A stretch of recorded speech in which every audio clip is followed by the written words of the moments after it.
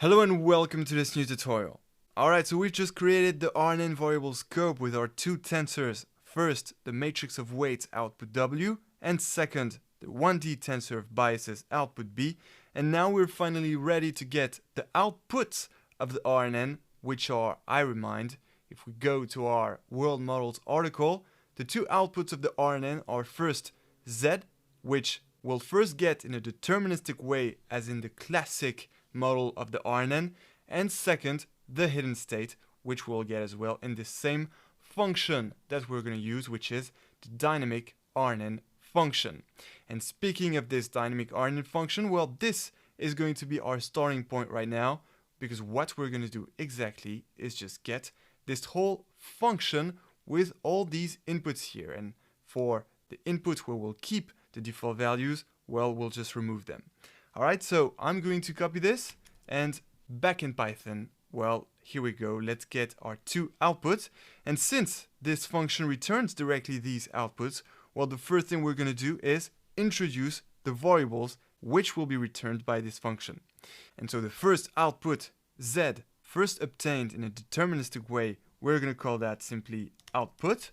And for the second output, meaning the hidden state, well, we're going to call this last state. Alright, then equals, and then we can just paste what we've just copied before, and now let's just input the argument one by one. So starting with the first one, cell. Let's see what it is. Everything is in the documentation.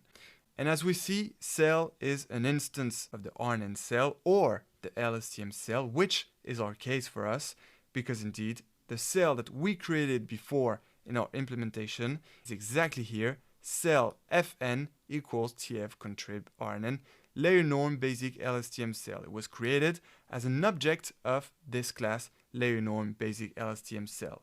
And that's exactly our first argument here, which is nothing else than the cell in the LSTM. And therefore, here what we're going to simply do is input for the cell argument our same cell variable which we created here with the several cases here, whether we want to use dropouts on the input, the output, and the LSTM cell.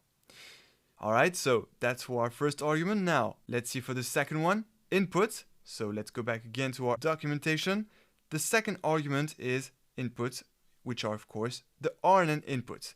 And as far as we are concerned, well, the inputs are exactly the input X, which we've created here with the right shape, and which we've copied in this new variable actual input X. So here for the second argument, inputs is going to be equal to actual input X. Alright, then next argument, the sequence length. So the sequence length is of course the sequence length that we already introduced before, but remember we actually put that already in the input and the output, so we don't have to specify it here, and therefore we'll just leave it to the default value none, and so we can just remove all this and move on to the next argument, which is initial state, which is of course what we've gathered here, self.initial state. So I'm just going to copy this so that we can enter here for the initial state argument our self.initial state object variable. Then D type. Well, let's have a look at what it is exactly in the documentation. The D type is the data type for the initial state and expected output. And as usual, and as we've done before, we're going to use the TensorFlow float32, tf.float32. Then for the next argument, parallel iterations. Well, let's see what it is exactly. Parallel iterations is the number of iterations to run in parallel, and the default values for that is none. And we will actually not use this, so we will keep the default values to none, and therefore I'm just going to remove that right here. Then swap memory. Let's see what it is exactly. Swap memory swaps the tensors produced in forward inference but needed for backprop from GPU to CPUs. That's for the training. And actually for this, we will actually use it, and therefore here instead of keeping the false default value, well, we will set it to true. Then for the time major is this time the shape format of the inputs and output, and actually we will keep the default value of false, so I'm again going to remove this, we don't need it. And finally, the scope. Well, the scope is going to be of course the scope we already created here which is our RNN variable scope, and therefore instead of none here, I'm just going to input RNN in quotes. And here we go. That gives us the output and the last state. Now, it's time for you to clearly visualize what is going to be that output in that last state, because we're going to do a lot of reshape, and I clearly want you to see the difference between the deterministic output of the RNN and the stochastic output that we will get then thanks to our matrix of weights and 1D tensor of biases. This is to create this hidden layer, this additional hidden layer, which we could call the MDN output layer, and which will give us the output Z in a stochastic way, as opposed to a deterministic prediction of Z, right? And it is confirmed here. Right now, we've just created a classic LSTM recurrent neural network, and then in the next tutorials, we will add this extra mixture density network as the output layer, exactly this. And this will be created thanks to this matrix of weights W and this 1D tensor of biases output B. And so, before we do all the reshape, well, it's important that you clearly understand what we get here at this stage when we call the dynamic RNN function. And to do this, so that you can clearly see it, well, I've prepared all the values of the RNN that we're building, with the future values of the parameters that will be used for this model. And they are all gathered here. So, you have, for example, the max sequence length, which will be 1000. The input sec width, which we've already mentioned to be equal to 35. The output sec width equal to 32. The RNN size, which is basically the number of neurons in the RNN, 256, but also, the number of elements of the vector Z for each of the 1000 frames, which will be gathered in the output. We will see that right away.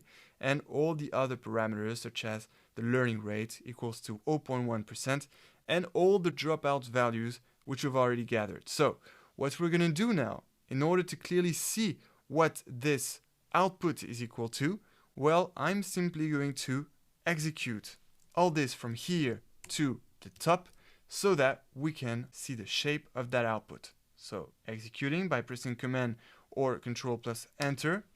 And now we have it. Now we have the output. So, what I'm going to do now is I'm going to select that output, press again Command plus Enter to execute, and here we go. Now we can clearly see the shape of that output.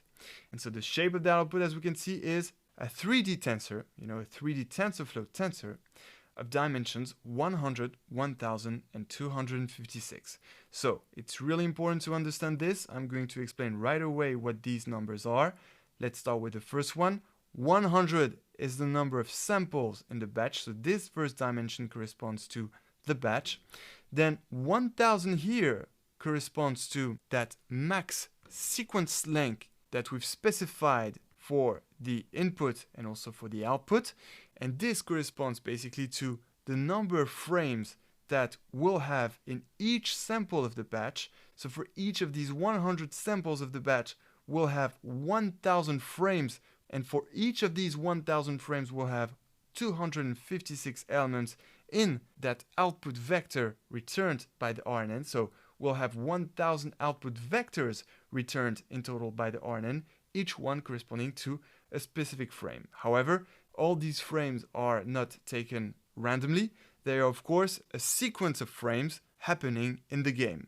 And the reason why we take 1000 frames is so that our AI can understand the correlations happening in the game. The correlations of the frames happening in the game. So for example, when the car has to turn left on a certain corner of the road, well, a big part of the 1000 frames will capture what the AI has to do in order to stay on the road and not get lost on a green field. So the 1000 frames will catch that, and for each of the frames we'll have an encoding vector of 256 elements encoding what's happening and encoding the correlation so that the agent can learn to navigate properly, to stay on the road and go as fast as possible.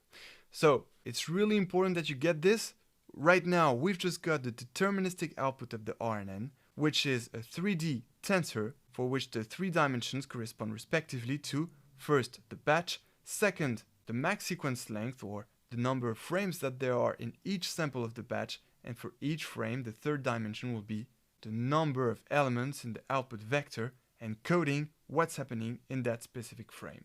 Alright, so I'm going to keep that in the console, and I'm also going to give you that rnnvalues.py so that you can play with it, but this is not going to be the final code, because as you can notice, I took what's inside the function and basically put it out of a function so that we can execute it and get all the values. But I really recommend to do this, especially when you're working on a large code, with a lot of lines of code. Well, it's important sometimes to keep track of what you're doing and take a step back so that you can understand what you're creating when dealing with all these variables.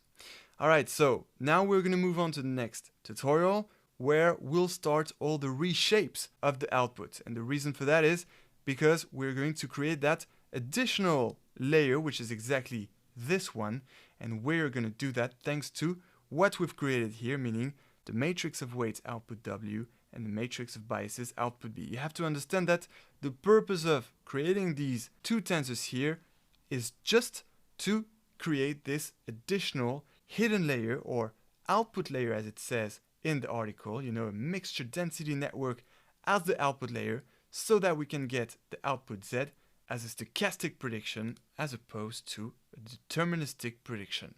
Alright, so we'll do that in the next tutorial, and of course I'll keep executing in the console what the output will become after the reshape, so that we can clearly see what we're doing, what the output is becoming, and that you can clearly follow how we build these extra hidden layers, or MDN output layer.